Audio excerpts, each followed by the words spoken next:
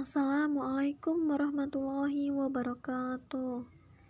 Perkenalkan, nama saya Elvi Sulistiawati, NIM 85, kelas B, mata kuliah Studi Islam Indonesia, Prodi Manajemen Dakwah. Dosen pengampu beliau Bapak Muhammad Hamzah, SPDI, MPD.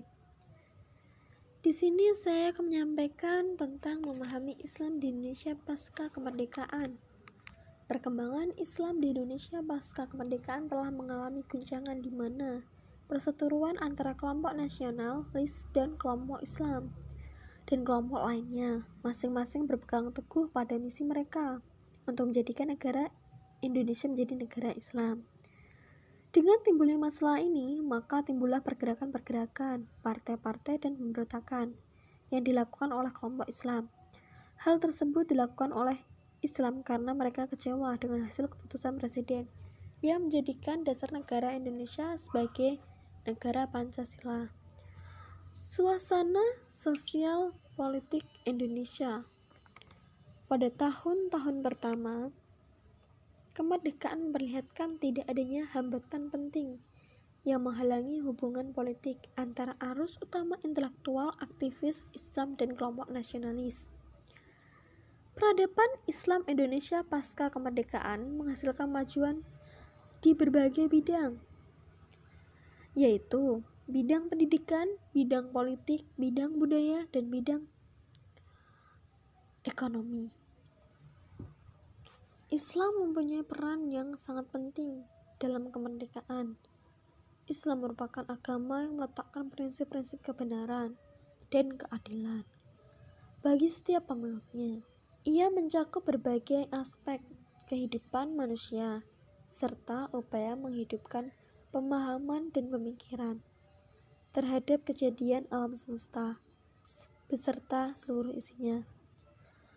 Hasil peradaban Islam di Indonesia pasca kemerdekaan meliputi dalam bidang pendidikan, bidang politik, serta ekonomi. Kemerdekaan menurut Islam, budaya hanya kemerdekaan individual, kehidupan kolektif, maupun dalam bidang pemerintahan. Tetapi kemerdekaan yang sangat tinggi harganya yaitu kemerdekaan universal dalam kaitannya antara dirinya dengan alam semesta. Faktor-faktor yang mendorong umat Islam mencapai kemerdekaan antara lain faktor ideologi, politik, ekonomi, sosial, dan budaya. Pada zaman modern ini, masyarakat Indonesia telah banyak yang melupakan sejarah-sejarah, terutama sejarah peradaban Islam di Indonesia.